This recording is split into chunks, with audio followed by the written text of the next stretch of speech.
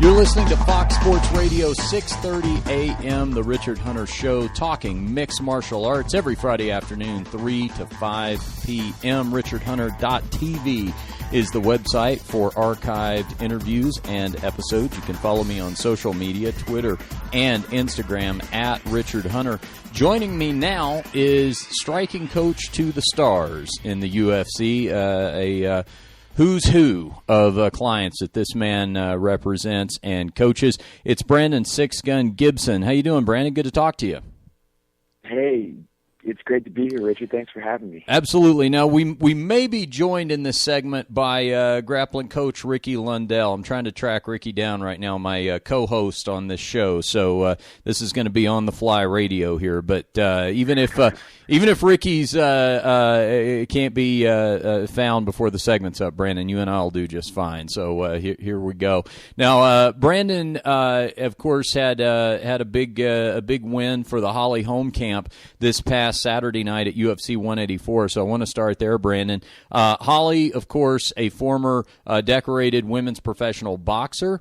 I think as free agents go, one of the most talked about names in terms of a lady that people were anxious to see get involved in the women's 135-pound UFC division. And she finally made her debut this past weekend. She took a split decision over Raquel Pennington. And so let's start there. You're coaching her out of Greg Jackson's Albuquerque, New Mexico camp, the Jackson Winklejohn camp there. So let me get your thoughts on the fight and how satisfied were you with Holly's performance? You know, I was very happy for Holly. It was a big stage for her to start her UFC career in, co-main event on a big pay-per-view card. But if there's one thing Holly does well is she handles that pressure and she rises to it. She had a great training camp leading up to it, and Raquel Pennington was a big step up in competition from what Holly had fought before, and it's hard to find fights for Holly leading up to her UFC debut just because of her boxing accolades.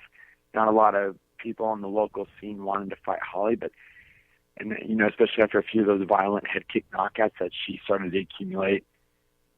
But I think the UFC is where she belonged. I think she showed it Saturday night. I know there's always room for improvement. After the fight, she wishes she'd pulled the trigger a little more at times, but overall, I'm really pleased with her performance. Yeah, she obviously, as advertised in terms of the precision striking department, and I think that's what won the fight for her. Let me ask you first about the octagon jitters, as they say. You were backstage with her, and sometimes we hear that fighters will say, "Hey, that's a very real thing when you debut in the UFC." So despite her status is already having a good number of mixed martial arts fights. Do you think that was a legitimate thing for her so far as it could mean that her next time out, her third fight, etc., that once those jitters are gone, she's as you said, able to pull the trigger a little bit more often? Absolutely, and Holly has such a extensive combat sports career. She's been doing this since she was a teenager. I've known her since we were young. We've been raised out of the same dojo together, essentially. Mm-hmm.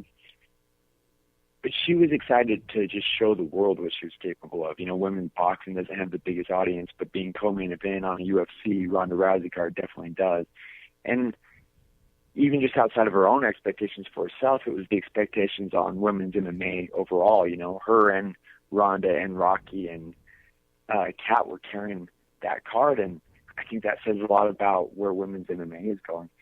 But some of my friends told me after the fight, they said, you know what, Holly did have that big main event or co-main event feel to her with her walkout, with the build-up she had, and even her performance. So I agree. Yeah. How do you, as her striking coach, how would you rate her striking performance based on what you know of her capabilities? A Holly Holm type performance. What type of grade would you give that, do you think? Coach Winklejohn, he's her primer. She's been with him since she was very young, and Wink and I talked, and Holly and I talked, and what I loved about that fight was her defensive performance. Hmm. I think she had great footwork. I think she negated all of, Rocky's takedown attempts. Yeah. In and out, very little damage was done. I think Raquel was very smart about her defensive movements. With some of those head kicks were very close. Raquel kept her defense up. But if you looked at the two after the fight, Holly didn't have a scratch on her, and poor Raquel was walking around pretty battered. Mm-hmm.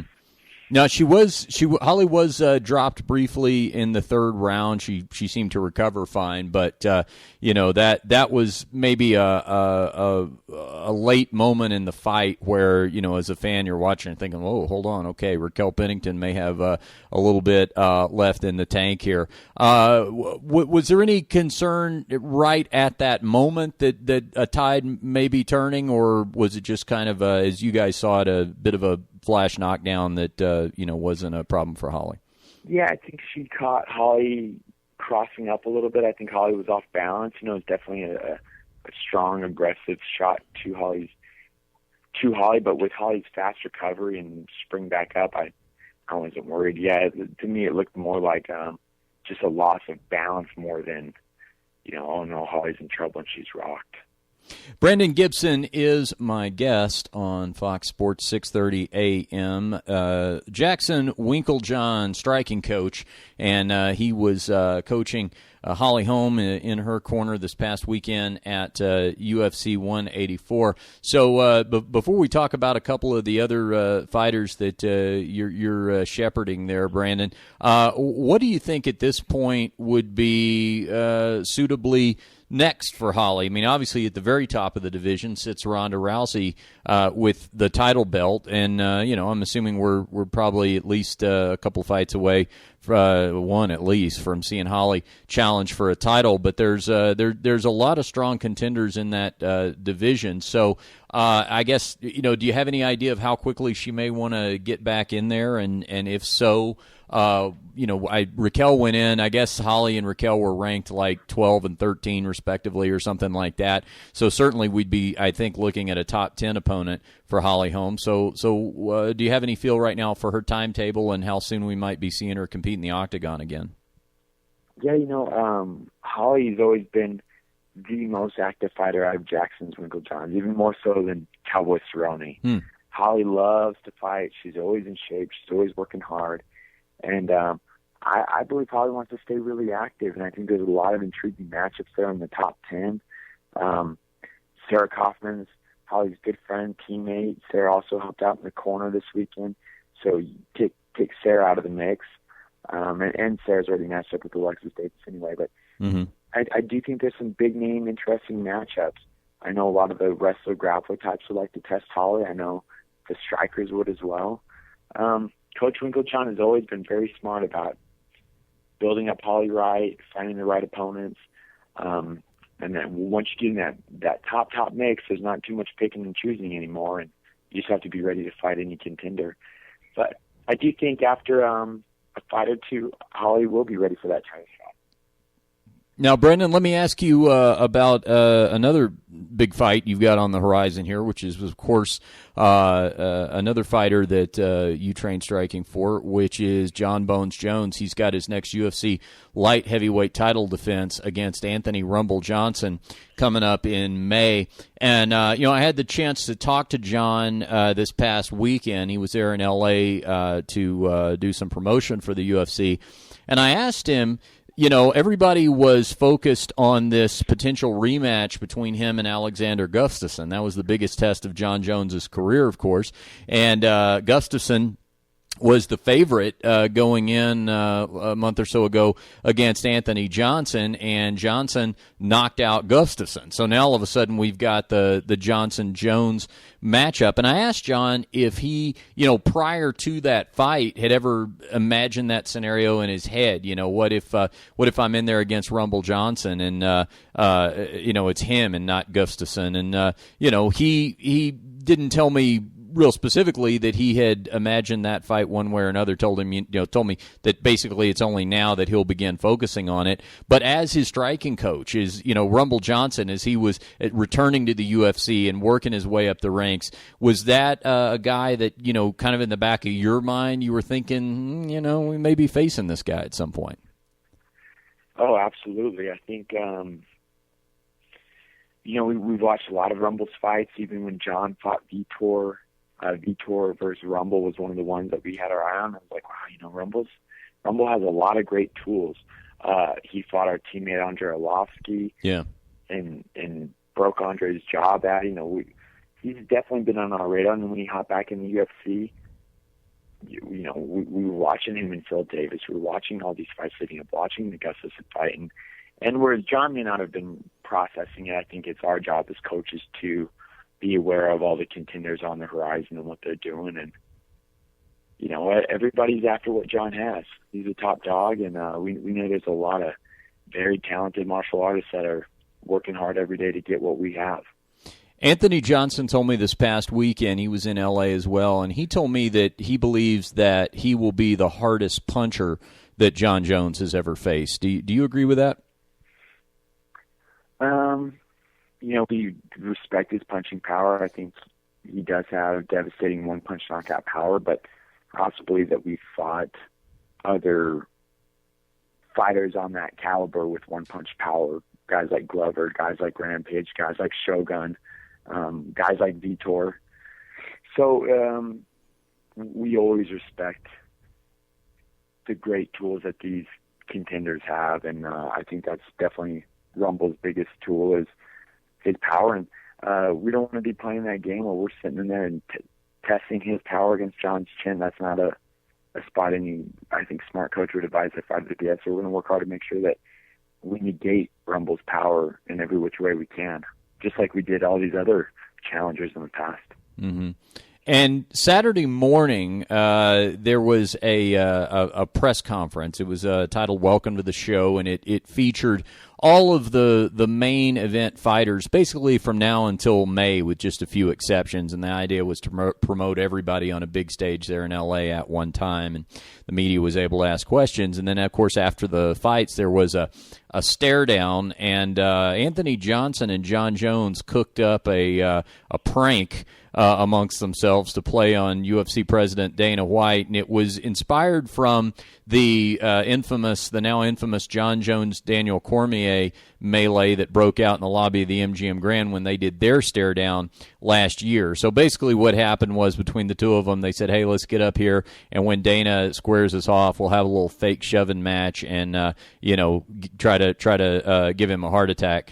I didn't know if you were back there that Saturday morning or what, or if you happened to see it, on Instagram or whatever. I assume you've seen it now at this point, and I just wanted to know your thoughts on that. First of all, were you in on did you know by the time you saw it that it was a joke or not? No, you know what? I trained Cub Swanson that morning, so I missed the show they had it. But as a trainer, I'm always down to go and train some of the top fighters in the world, and Cub being one of my best friends and one of the reasons I was in LA, I definitely made it a priority to be there with him that morning. Mm-hmm. And when we got done training, I had seen everything on Instagram, and Cub and I were having a good laugh about it. That showcases the personality that I know John has. I think he gets made out to be a bit of a villain at times, a heel at times, and I think he's made some big mistakes that, have some fans justly choose to not like him, but that John, that playful John, setting up pranks, that's the John I know best, and I was glad some other people got to see that side of him. Brendan Gibson is my guest, striking coach to Johnny Bones Jones, to Holly Holm. We've just talked about those two fighters that he trains. And also, we've got Andre Arlovsky, who trains out of the Jackson Winklejohn camp. Now, you train with him as well, right, or no? Yeah. I've had the honor to get to train with Andre, extensively over the past couple of years. He's one of my favorite guys to train with, and I'm a younger coach. I'm 33, much like Ricky. Yep. We're in this game at times coaching guys that we looked up to, like Frank Mir, like Arlovsky. I'm training Overeem right now. These are guys I grew up watching too. So kind of surreal at times, and Andre's at the top of that list for me. Now, Andre has his next fight set against Travis Brown. If I'm not mistaken, that's going to be on the same May undercard in Las Vegas as the John Jones Rumble Johnson fight. So so you'll have you're going to be doing the Greg Jackson dance that he does sometimes of running back and forth to the cage in between fights. But now that's going to be an interesting one because of course Ricky Lundell is training Travis Brown. So you and Ricky have a long history of working together, but that's going to be one, I guess, where you'll be on opposite sides of the cage, right? Yeah, I guess so. And that's how this game shakes out sometimes. I've even trained Travis before when, during his time at Jackson's with us. I got a lot of respect for him. Him and Andre are very, very good friends. They've even cornered each other. So, at the end of the day, it's a sport. It's a game. It's business. And I know Ricky and the guys down at Glendale are going to do their best to prepare Travis. And we're going to do our best to prepare Andre. And it should be a really fun night. We also have Cowboy Cerrone on that card. Yep. And I have Little John Dotson, too, so it's going to be a packed night for the Jackson's crew. I didn't even think about the John Dotson fight. That's right. Wow. And 3 fighters on the main card. I mean, when you include Cowboy Cerrone. Yeah. Mr. Richard Hunter, can you hear me? Joining us now on the Richard Hunter Show is Ricky Lundell, grappling coach to the UFC stars. Ricky, Brandon Six Gun Gibson is on the line with me here. Brandon was on time for this segment, so we're going to give him an A, and we just now tracked down Ricky. So that's don't worry, Ricky, it's only live radio. So go ahead. I get bonus points for wearing the official Brandon Gibson shirt, the Six Gun shirt? Oh, I guess so, Brandon, right? If he's got your signature shirt on, we give him a pass? I do have a Bishop Gorman shirt with me today. I'm going to rock tonight at practice, so maybe those cancel each other out. So. Okay. Oh, dang. Well, I'm just impressed that I've been able to conference all you guys together because I've got Ricky on Skype, I got Brandon on the phone, I'm here in a satellite studio, and basically I've got a bunch of MacBook Pros strung together to make this happen. So this is a feel-good segment all the way around. So, Ricky, we've got just a few more minutes here with Brandon because he's got to get to a training session at the bottom of the hour, and then you and I can continue. But, I was talking, Ricky, with Brandon about Holly Holmes' performance this past weekend, and so let me see if you've got maybe a few questions for Brandon. You had a chance to see Holly's performance and your thoughts. Yeah, Brandon, I mean, I miss you, man. I'm glad I get to talk to you a little bit on the phone. How you feeling in general about her striking in that fight, and then were you guys surprised at the power that Raquel was throwing out there? What really surprised me about Raquel was just her overall toughness, her mental fortitude. I think she did a good job pushing the pace late in the fight. What really impressed me about Holly was her composure, her footwork, her ability to stuff the takedown. Holly's used some of that great Gorman-style framing, pivoting. So that was cool to see. I know you've done some work with Holly before, and it was cool to see that technique pay off on the big stage. I think Holly's striking is at another level, especially for women's MMA.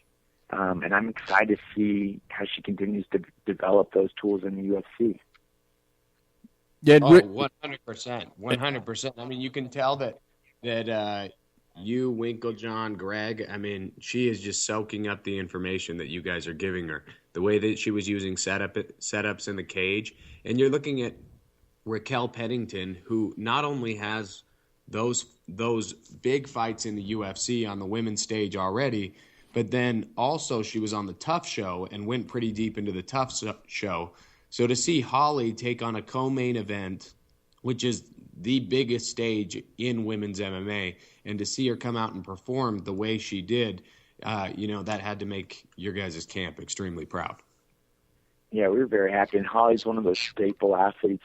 There are some athletes that kind of come and go through our camp at times, but like Carlos Condit or Diego Sanchez or Keith Jardine, Holly's homegrown. She's born and bred here in Albuquerque, so I think that's a little source of extra pride and inspiration and motivation for the team. No, Brandon's got to get going here to a training session, but and Ricky will stay on and we'll proceed from here. But let's one final question, really for both you guys from me, because I know you guys work together on Carlos Condit, and Ricky, you just mentioned his name. So where are we at with Carlos coming back from the leg injury that he suffered against Tyron Woodley last year in Dallas? How far are we from seeing Carlos back in action? We're getting very close. I think he's in talks to line something up for late spring, early summer. And he's actually the guy I'm going to go run train today. He's looking great. And during this off time, he's continued to explore new boundaries as a martial artist. I think there's some areas that we were able to address since he's been injured, and things we're trying to fix and tune up. And through all the other coaches, Greg and Wink and Ricky and our buddy Jake Herbert, I think we're going to be able to give Carlos some tools to really come out and showcase why he is one of the best welterweights in the world, and hopefully put together one more title run and get that gold around his waist one more time. Ricky, any final thoughts for Brandon here before we let him get to his day job? No, Brandon, punch Carlos for me, man, and I'm excited to get out there and see you guys in the next little bit. Yeah, absolutely. Ricky, it's going to be great getting back in camp with you, and I think we want to get you to help us out with John Jones for this Rumble fight again. You're a big help for that DC fight. It was so great having you and Frank out that fight week with us. It made a big difference. And train your boy Travis, because we'll be training just as hard. All right. I just don't have it. Can't wait for this face-off. All right. You can follow Brandon Gibson on Twitter at 6GunGibson. And Brandon, don't be a stranger. We'd love to have you back on the show again sometime. And it's been a fun visit, so we appreciate you making the time. Yeah, guys, let me just say, you got to follow this guy, Brandon Gibson. I mean, he is the elite in the MMA world. And when you talk about great coaches out there, like a lot of people know Roger Mayweather or what's his Roger Mayweather, and then you got Pacquiao's coach Freddie Roach. Yeah, I mean you're looking at Brandon Gibson is that in the MMA world. I mean, the guy looks so young, but yet he's trained the elite of the elite. He's been in so many title fights.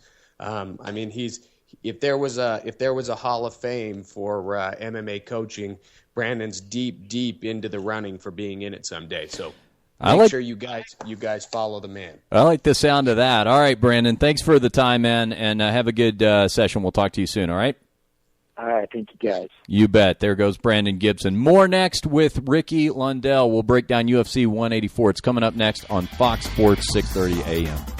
You're listening to Fox Sports 6:30 a.m. Richard Hunter, The Richard Hunter Show, talking mixed martial arts. We do it every Friday afternoon, 3 to 5 p.m. RichardHunter.tv is the website for archived interviews and episodes. You can also follow me on social media at Richard Hunter. That's Twitter and Instagram. I was in Los Angeles this past week for UFC 184. You, of course, heard the broadcast from there last week and pretty much talked to every fighter on the main card, save one or two. But the main event participants, Ronda Rousey and Kat Zingano, were part of last week's show. Ronda Rousey, of course, did not disappoint. Ronda Rousey, who was coming off of a 16-second win over Alexis Davis from last summer, bested that by 2 seconds, defeated Kat Zingano in 14 seconds via armbar, and with that is now the proud owner of the fastest finish in UFC title fight history. And Ricky Lundell is my guest, grappling coach to the UFC stars. Ricky, I know you've coached against Ronda before with Miesha Tate, who, of course, is now still the only person to take her into the second round and has gone further with her than anybody else in their second fight. What did you think, man? I mean, Ronda promised everybody the most spectacular finish we've ever seen at the weigh-ins, and it was pretty spectacular, but I don't think any of us predicted that it was only going to take 14 seconds. Yeah, the fact that she was able to submit somebody in 14 seconds in the octagon, I mean, that's an incredible feat, Richard. It was exciting to watch. I mean, it was short to watch, though. I see a lot of posts out there saying, order your next UFC live today, streaming only on Instagram. Yes, so yes. I'm seeing a lot of that going around. But I truly believe that Ronda is an incredible fighter, but Kat made some crucial mistakes in that fight that led to her demise. I mean, some basics were really, really messed up on in there, and it was kind of surprising to see. There's two rules in the sport of wrestling, really, when it comes to overhooks and underhooks, and in the fight with Miesha Tate recently, one of those rules was broken, sending her opponent, McMahon, to the bottom, and that was stepping over a whizzer. Yes. Well, in this fight, if you go back and actually watch the tape, when she got grabbed, she was in what's called a knee tap position. As they were going down to the ground, Ronda posted her forehead on the ground and started jumping over the top of that underhook. Now that is also considered a big time no in the sport of wrestling and judo, because that move usually would lead Ronda straight to her back. And what would happen is, if you guys want to see what I'm talking about, what you need to do, you need to take out a photo of that head cartwheel that Ronda's doing. Mm-hmm. When you look at that photo, you'll notice that most likely in whatever photo you find, you're going to find that Kat Zingano is on her knees and her head is low. If she were to get up on her toes and run her hips into Ronda's body, it would flip Ronda off of her head backwards, and she would land perfectly on her back, and Kat would land perfectly on top of her. That moment right there, Richard, that was actually the spot where all the mistakes happened, because as soon as that happened, then she let go, grabbed the head, held onto the head for 4 seconds, 3 or 4 seconds, which, being a jiu-jitsu enthusiast, Richard, is a big-time no-no at the same time. Took Ronda a couple seconds to even realize there was an armbar sitting there, and then she sat the corner and finished her with a beautiful lock. But when I go over videotape, a lot of the time, we don't always just look at, hey, how pretty was that move? But really, what are the odds that would happen that way? And, Ronda was able to take advantage of huge mistakes on Kat's part. For somebody to be submitted so fast, it's not always all the great that you did, but, the mistakes that the other person did. Mm-hmm. And I'll tell you, Kat needs to get in and really work on her wrestling, and she needs to really work on her jiu-jitsu, because she made some basic mistakes in places she never should have. So you're telling me, Ricky, that there was actually opportunity there for Kat Zingano, that Ronda initiated what could have ended up in a mistake for her, that Zingano just did not capitalize on. Wow. Now that it happens so fast, Richard, that it is hard to see if you don't know what you're looking for. But I'm telling you guys what you're looking for. What you're looking for is Ronda is going to do a head cartwheel, and her body is going to be facing into Kat Zingano. Zingano is on her knees, so there's no pressure against Ronda. So when Ronda flips, it knocks Kat Zingano's head closer to the ground, and then Zingano actually jumps and flips over to her back. All she needed to do, Richard, was run her hips into Ronda's body, and that would have sent Ronda onto her back, and Kat Zingano would have landed in a perfect crossbody position. Wow. Well, that certainly could have kept the fight going. Now, it definitely would have kept the fight going. However, if somebody can submit you in 14 seconds, I would think that there's so many holes in the game that she would have capitalized on her soon enough anyway. I mean, when we go back and talk about Miesha Tate, Miesha Tate's one fight combined is all of Ronda's other 9 fights, together. So when we're talking about those things, you have to have a very, very strong game for for the entire fight, for all 5 rounds. Now, Misha was going into the third round, deep into the third round, when she finally was caught in an armbar. And so when you look at that, Misha's improvement, that proves that Misha is honestly the one that everybody should be rooting for. Yes, did Misha get beat? Yeah, she did. Did she get beat twice? Yeah, she did. But there was marginal improvement since she fought her the first time, and that wasn't even in the UFC organization. Right. And then that was in Strikeforce. Add on top of that the fact that nobody can even, in the last 3 fights, we got 96 seconds of fight time. I mean, guys, you got to put somebody in there who can actually compete, and Misha Tate took her down. She struck with her. She did get thrown, and she did get armbarred in the end. But if you want to see you want to make Ronda actually earn some of her dollar amount, Ronda's got to get in there and fight somebody that's actually proven to give her a tough time for once. So go ahead. And how long are we talking about that Misha hasn't fought her for? Is it almost almost a year and a half, 2 years? Yeah, it was a year ago in December, I guess. So yeah, it'll be by the time it would have actually happened. By the time it could actually happen again, we'd be very close to 2 years. Yes, we look at 2 years in growth and gain, while Ronda's been spending a lot of time doing movies. I mean, it could link up and it could match up. I do believe people just keep trying to throw new answers, and when they talk about throwing in Cyborg, it's like, guys, really, you have somebody that we have proven has been able to stay in there and actually do things back to Ronda, and we've actually gotten a real fight out of this person. Or we can throw in Cyborg, who's had one fight in the last 2 years. I don't understand how anybody thinks that Cyborg has really much of a shot against Ronda, even stylistically. And I feel like we're just throwing Hail Marys out there, just trying to get somebody to do well. I mean, other people were talking about what's the other girl's name? Well, what you would basically have, if you look at the bantamweight rankings and you're looking, let's set Misha aside for a second. If you're looking for women in the top 10 that Ronda Rousey has not faced, you've got Jessica Ai and Betch Correa, who sit at like 5 and 6, I believe, in the rankings. So one of those two could be a possibility. I mean, Jessica Ai is a pretty nasty, gritty fighter. With Betch Correa, you've got an interesting storyline because Betch has already defeated Shayna Baszler and Jessamyn Duke, who are two of Ronda Rousey's entourage members, proteges that are known as the Four Horsewomen. So you've got an interesting storyline there. But I agree with you, Ricky.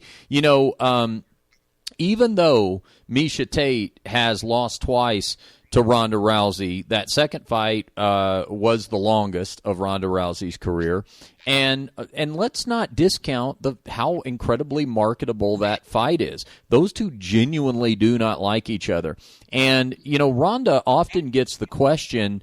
Let's say when she's fighting Alexis Davis or when she fought Sarah McMahon, she's cordial to her opponent, and I will hear media sometimes say to Ronda, well, you're being nice, you're being cordial with this opponent. Is that strange for you to not have an intense rivalry with them or some genuine dislike? And Ronda's very quick to point out, she said, I've never disliked any of my opponents except Misha Tate, and that's true in terms of the way that, she acted with her publicly, but that just goes to show you how genuine and how intense that dislike was, that we saw it and it carried over to basically every one of Ronda's other fights. We just can't get that image of Misha Tate and Ronda Rousey seething when they have to be within 10 feet of each other. And you know what that means? That means that you have a very marketable fight. Now, so to echo your points that you just made, Ricky, now, as quickly as I say that, let me ask you this, because I asked Misha Tate what her thoughts were, and this, goes back a few weeks, a month or so ago, asked her what her thoughts were on facing Ronda Rousey for a third time. And, of course, she had just come off the big victory over Sarah McMahon. And she said, well, looking ahead, if Kat Zingano gets the title off of her, then it makes sense for me to get an immediate fight with Kat Zingano, because Zingano was ranked number 1, Misha Tate ranked number 2. She said, but if Ronda retains the title, I may need to take some time to work on some things and maybe another fight. I mean, she was really kind of essentially preemptively saying she might not be immediately ready for a Ronda Rousey rematch if Ronda defeated Kat, which of course she did this past Saturday night. So armed with that information, what do you take from that when you hear, Miesha say something like that? I mean, it certainly seems to me, Ricky, like, the time would be now to seize the opportunity if it's offered to her. Yeah, I think a lot of that could be fan based also. I mean, you hear people say things over and over. She's sitting there on the Fox show, they're telling her what to pump up or maybe what to talk about. When those things are happening and you just keep hearing things over and over, like, well, you already lost to her twice, or you already this, you already that. It's like, somebody needs to have a sit down talk with her and just be like, hey, look, you were the closest to her. You just have to make a few adjustments, go in there with the right plan, and you are the closest one to becoming the champion of the world. I mean, I was just looking at the rankings this morning, and yes, Miesha Tate lost to Kat Zingano. However, that was years ago, and that was before the injury and everything else. The current rankings right now is Ronda Rousey 1, Kat Zingano, or Ronda Rousey champ, right? But Kat Zingano is 1. Then Miesha Tate is 2, then Alexis Davis 3. Now, then after that, Sarah McMahon 4. So out of the 4 names that I just named, Miesha Tate somehow is still number 2 after these other girls have all lost inside of 90 seconds. Together, combined. I mean, that's crazy. So when you really look at this list, to me, it needs to be like, Miesha Tate needs to move up above Kat Zingano because nobody can be submitted in 14 seconds and stay as the number 1 seed. I mean, that's just crazy. That's ludicrous. I wouldn't mind seeing Miesha Tate fight Kat Zingano again. However, I still do believe, I mean, if we look down this whole list, you got Beth Correa. She hasn't fought any of these top 4 guys, though. Right. I mean, that's like throwing somebody from number 7 up to fight, I mean, the pound-for-pound best guys in the world. You're looking, I mean, Ronda Rousey is the pound-for-pound best female that's ever lived. You can't throw a number 7 at her when she's beating the number 1s and number 3s and number 4s in 10 seconds. No, I'm with you. I'm with you on the Miesha Tate argument for sure that fight makes a lot of sense. Co-host Ricky Lundell, UFC coach to the stars, joining me on 6:30 a.m. Fox Sports, talking mixed martial arts and UFC 184 that took place this past Saturday in Los Angeles. I was there to cover it live. And so, Ricky, from there, let's pick up as we talk about what's next for the greatest women's mixed martial artist of all time, Ronda Rousey. Let's talk about the Cyborg X Factor. Now, the night before 184, I went to the Invicta card. Invicta 11, I believe, was being held at the Shrine Auditorium in Los Angeles, very close to the Staples Center, where UFC 184 occurred, and Christine Cyborg Justino was in that main event. She is the Invicta 145-pound featherweight champion. It was her first fight in, it'd been, I guess, a layoff of over a year. She'd had some injuries to deal with, and she was taking on Charmaine Tweet. She finished Tweet easily, well within the first round. KO'd her, knocked her out on strikes. So that, of course, did nothing but intensify the talks of let's get Cyborg over to the UFC to fight Ronda Rousey. Now, there's a couple of hurdles in the way of that, not the least of which is the fact that Cyborg Justino fights at 145 pounds. And the big question is, could she cut down to 135 pounds to fight Ronda? This is a woman that walks around at like 160 pounds. Dana White said that, who was at the fight as well, the Invicta fight, that he had information that she had walked into the cage at 170 pounds that night. That's a very big woman with a very muscular frame. So I guess, first of all, your thoughts, Ricky, on, do you think it's realistic that she could ever even cut down to 135 pounds to fight Ronda? And then secondly, and you kind of alluded to it earlier, do you echo the thoughts of Ronda's jiu-jitsu coach, Henner Gracie, that people may be giving Cyborg too much credit in terms of her chances against Ronda Rousey? Yeah, I think Cyborg's given too much credit. I mean, way too much credit. In all truth, we're throwing somebody down at her that just hasn't been truly proven. I mean, the fights that Ronda has been fighting in the octagon are way different than the fight that Cyborg just fought in the octagon. I mean, that's not even close to the same skill level of a practitioner to beat. And so I'm not overly excited about that matchup the way that a lot of people are. I think, but when you can't find an answer for something, a lot of times people just start throwing mud at the wall. Like, well, what about this person? Well, what about that person? And I feel like that's kind of this scenario. Well, maybe, if Magic Johnson would come out of retirement, then he could beat Michael Jordan. Mm-hmm. It's like, well, let's get him out of retirement. Guys, This is getting Magic Johnson out of retirement to fight Michael Jordan. It's like that. He's out of his prime. He's not as skilled. Women's MMA has come so far, and Ronda has helped push it to another level. But as far as the weight management part goes, Richard, yes, she could make the weight. She would have to do what a lot of wrestlers have to do in wrestling season, which means you're going to have to run off muscle. Mm-hmm. And she's not going to like that. It's not going to be fun, but she would just have to run off, about 10 pounds of muscle, and then she could do it. Well, I don't know if we're going to ever see that fight. It is interesting, some of the behind-the-scenes maneuvering that has been going on with Cyborg Justino.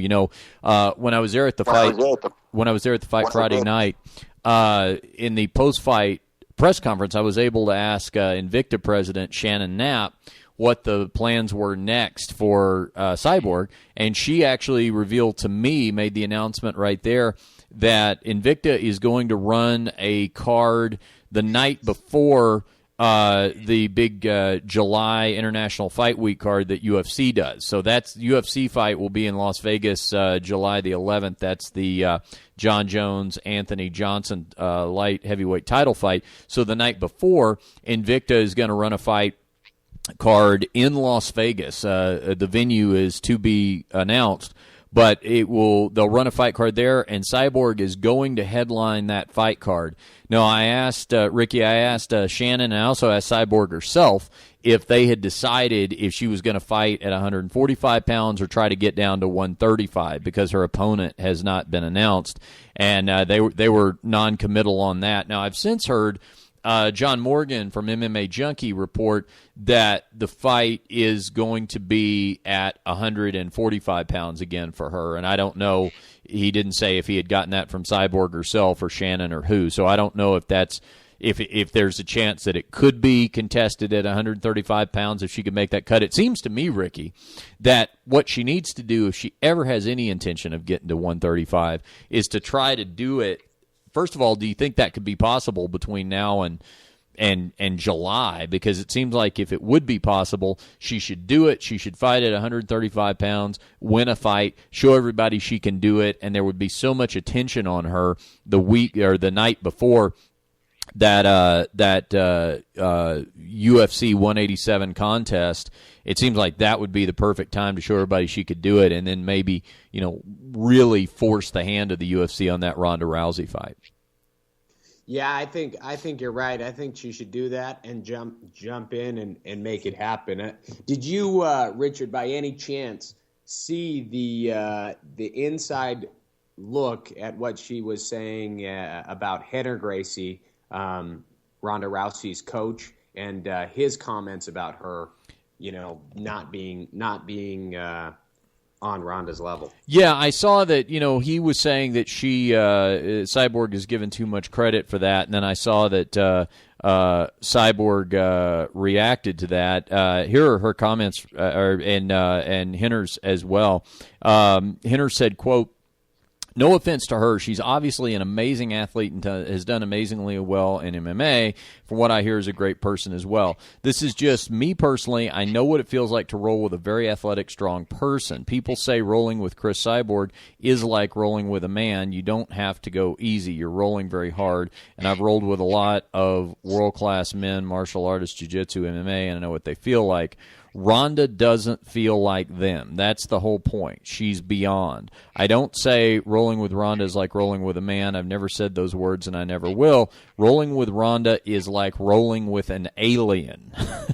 Henner continues, I've rolled with very good fighters, all of whom have been compared to Cyborg in terms of athleticism and her power, and I think all of that is great. But there comes a point where there's something beyond strength and power and tenacity, right? And that's the special gift that Ronda has and has sharpened and honed it over the last 15 to 20 years. There's no doubt she can put in that she can put it on some men for sure. I've seen it happen and really do some damage. And he actually gave quite a lengthy interview. It goes on from there. But Cyborg responded. Yes, he retaliated with a shotgun shell. Yeah, she did. She says, Cyborg says, cool story, bro. I'm not surprised you say bad things about me. Your athlete used the same technique to grow her name. Too much credit? Who are you to say this? You don't know how hard a fighter's life is. You were born with a life of luxury. You don't know the struggles of a Brazilian girl and what she has to go through in America. No promotion helps me grow. Only blood and sweat, shoot-a-box style. Nobody made my name but me. I have no grandfather name to live off of. Go promote your online students. Crazy. Go promote your online students while I earn my credit fighting and ask the real Gracies what respect means. What do you make of all that, Ricky? Wow, I mean that's a shot across the bow, big time. Yeah. I think Henner gets flack from people because he has a very successful online business that teaches people jiu-jitsu worldwide. To me, in my opinion, just on that business, I know there's people all over the world that are learning better things off of YouTube. I mean, I've been somebody to put videos up on YouTube and hope that people will enjoy them and learn from them and grow from them. And not everybody in this world has the ability to be right there in front of you, or to be able to move from a coal mining town and learn good jiu-jitsu and be able to do whatever they want. I mean, Richard, you travel all over. So if you don't have a way to learn all the time, how can you ensure that you're getting great technique? So from that perspective, I have never minded what he's done. I've actually just been glad to see the art of jiu-jitsu spread. Mm-hmm. But, she's saying, hey, go promote your online students while I earn my credit fighting.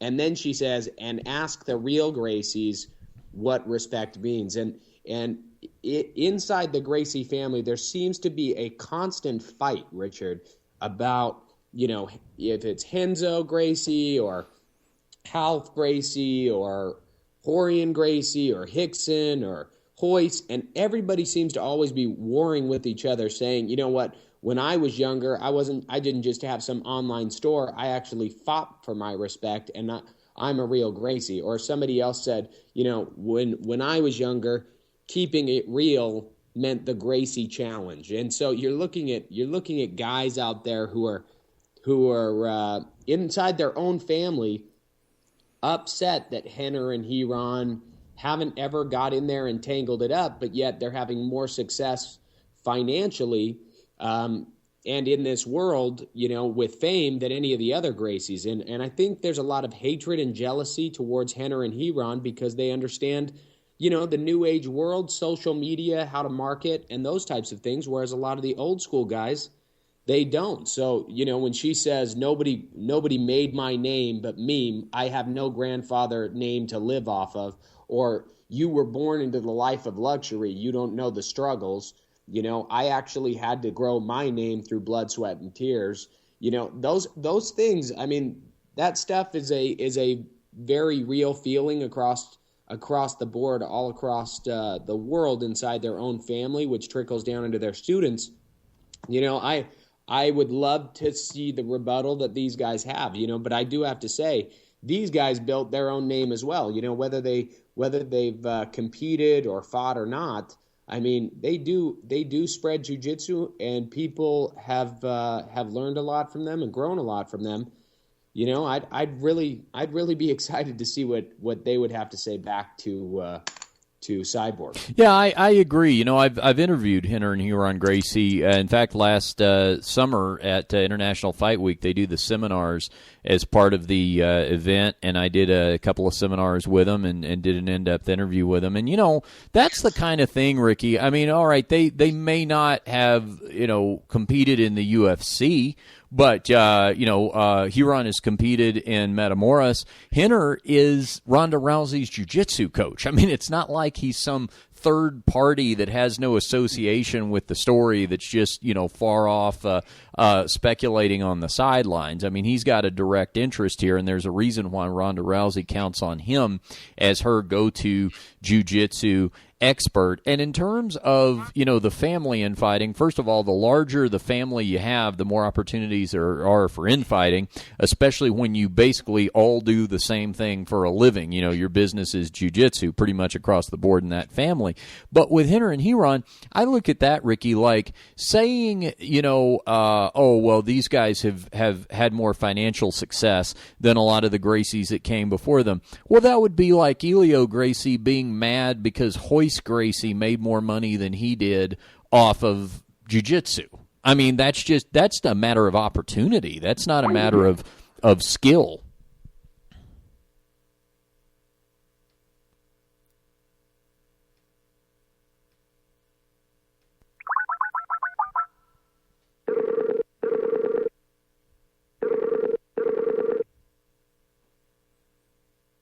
Hey man, sorry, I think I lost you somehow. No, it's okay. Let me pick that up there. But you know, so let me do this. 3, 2, 1. So Ricky, you know, saying that you know, in Henner Gracie's case that you know, that somebody's going to, you know, another family member, a previous generation is going to be envious of him because of the financial success that he had. That would be like Elio Gracie being mad at Hoyce Gracie because Hoyce had more financial success with jiu-jitsu. I mean, it's really just a matter of when you were born, an opportunity, and certainly without the work of Elio and then without the work of Hoyce, etc., on down the line, there would be no Henner Gracie. But I don't think that you have to begrudge him that. And and really, if we want to talk about widespreading jiu-jitsu, I mean, did Elio Gracie spread jiu-jitsu as far as Henner and Huron spread it every day? No, didn't have the opportunity. He didn't have the opportunity. I mean, let's get real. Across his whole lifespan, he could only touch so many people with his hands. Yes. So these guys are able to actually put it out there and get hundreds of thousands of hits and hit hundreds of thousands of actual media markets and talk people through it. I think they're helping the name grow. I mean, I think there's a lot of Gracies out there who just sit in their academy away from everybody else, and they're just teaching their 30 people or 100 people or 500 people, let's say, per day. Mm-hmm. Well, that is touching lives, but as you know, Richard, and as everybody knows in the social media world anymore, I mean, 500 people, that's a drop in the bucket. That's a small amount of people. You know, you got guys over there who are hitting millions, and then they're showing other people, and they're retweeting and, you know, regramming. You got these guys, they've hit more people in just one of their posts that they do post-fight, you know, technique breakdowns. In one of theirs, they hit probably more people than a lot of the Gracies have hit ever. Yeah, and it's also not it's not like it's a substitute for actual training. But to me, and I can just attest to this personally, you know, I go to jiu-jitsu 4 days a week at Charles Gracie Academy here in Reno, but there are times in between those training sessions where I reach up there on the shelf for my Henner and Huron Gracie DVD box set. Why? Because the night before, in actual jiu-jitsu class, maybe there was a sweep I was looking for. I got mounted, and I by a much bigger guy, and I didn't quite have the sweep at my fingertips I was looking for to reverse the position. And so, you know what? I popped the DVD in. I know these guys, you know, have a chapter or two on that, and I watch it, and I'm like, oh yeah, that's what I should have done. And there They're great at explaining what they're talking about, and these two in concert with each other, I think, make for a fantastic learning tool. And to that degree, I'm happy that I live in a generation where that technology exists, whether it's Henner and Heron's YouTube post or something you put on Instagram or what have you. Even you. I mean, even the close association I have with you, if I had to rely on every time that I saw you in person, face-to-face, to ask you a jiu-jitsu question or something about technique, I would not learn as much from you as I can the fact that I also follow you at Ricky Lundell on Twitter and Instagram. There's a quick plug, and your Facebook page, to see a few other things. So I just don't get, to me, Ricky, too much information is never a bad thing, too much education, and this is just an example of how modern technology enables us to take advantage of it. I agree 100%. I mean, I think back to when I was a kid, there were only 2 Gracie schools in the entire United States. One was in Torrance, right? But the other one was in Provo, Utah, which is that was the middle of nowhere at that time. Still, to many people, still the middle of nowhere. So you think, how weird is it that those are the only 2 places? So if there was this Gracie University at that time, if you were in Miami, Florida, you could learn it. But, there wasn't, so I was just lucky enough to be in the right place at the right time. But what if they were 2 hours up the road from where I lived? I never would have got it. Yeah. So just looking at other people's situations and knowing that there isn't quality technique everywhere for people to learn, big towns, small towns, the world is too big and too hard to get to. I do believe that there is a huge need for it, and I'm glad people are fulfilling that need and giving people, the art of jiu-jitsu across the world.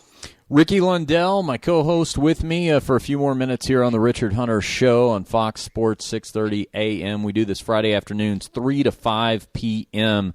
Ricky, back to UFC 184 for a second. Before we saw Ronda Rousey's 16-second effort to defend her title against Kat Zingano, we saw a fight that went the distance, the co-main event, Holly Holm making her UFC debut against Raquel Pennington, former Ultimate Fighter cast member, and we had a chance earlier to talk to Brandon Gibson, Holly's striking coach, who was cornering her that night, about her performance. But let me get your thoughts, because I know on the opposite side of the equation, you had told me going into UFC 184, and you thought she was going to be bringing in an incredible physical strength to that fight. So with that being said, that probably is all the more impressive that Holly Holm was able to execute the type of takedown defense that she did. What did you think about that?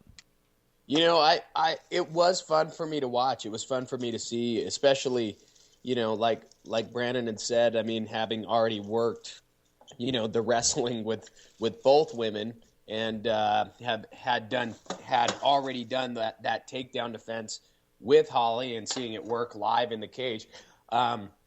She's practiced it hard and worked hard at it. Now, but going back to that previous statement with her heavy hands and how strong she is, you could see it. I mean, she was only able to connect with Holly a few times, but when she did, Richard, how much damage was caused just by one of her punches when she actually could get through? Mm-hmm.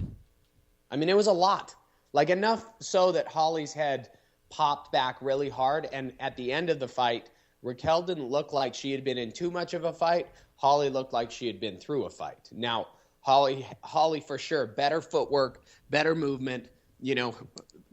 I mean, her striking coach, Holmes' striking coach, Brandon Gibson, he's truly on another level when it comes to MMA in general. So Holly had all the skills to win every minute of that fight. It was just that when the punch actually did land, you could see that it was like Dolph Lundgren from Rocky for women. I mean, she hits hard and she grabs hard. So to see Holly be able to even sustain any of those and then to keep coming through, I was super impressed with Holly. Very impressed with Holly. Ricky Lundell has been my guest. coach to the UFC stars and co-host of this show. And we do this every Friday, 3 to 5 p.m. You can follow Ricky on Twitter and Instagram, social media at Ricky Lundell. He's very active on Facebook as well. And I tell you what, next week, Ricky, we need to take a look ahead to UFC 185, which is going to be Saturday, March 14th. That will be Anthony Pettis defending his lightweight title against Rafael dos Anjos, the card going down there in Dallas. So when we reconvene here next week, let's take a look at that. And then, of course, you've got a big fight camp commencing with UFC heavyweight contender Travis Brown, who will be taking on Andrei Arlovsky in May in Las Vegas, looking to get his shot at the UFC heavyweight title. So we need to keep our eye on that one as well. So thanks for the time as always, Ricky, and let's do it again next week. Sound good? Sounds great, Richard. All right, coming up, there goes Ricky Lundell. Coming up, more next on The Richard Hunter Show, Fox Sports 630 a.m. Have you ever considered studying martial arts or taking your own fitness to a whole new level? Yeah! Well, the Charles Gracie Brazilian Jiu-Jitsu Academy of Reno is inviting you to explore both with 1 free week of training to all new students. Awesome! This is not an affiliate or a franchise. This is the real deal. Authentic Gracie Brazilian Jiu-Jitsu directly from the world-renowned Gracie family, located in Reno since 1999. Certified professional instruction for all ages and all levels of Brazilian Jiu-Jitsu, Judo, Wrestling, MMA, and self-defense. At the Charles Gracie Brazilian Jiu-Jitsu Academy of Reno, you'll receive instruction from the most experienced, complete black belt training staff in Northern Nevada. Go to bjjreno.com. That's bjjreno.com and check it out. As the recipient of many awards, this is the only Gracie Jiu-Jitsu Academy in Northern Nevada. Wow! They're centrally located at 1335 Air Motive Way and always accepting new students. Just mention this ad to receive 1 week of free training. Call 830-4279. That's 830-4279.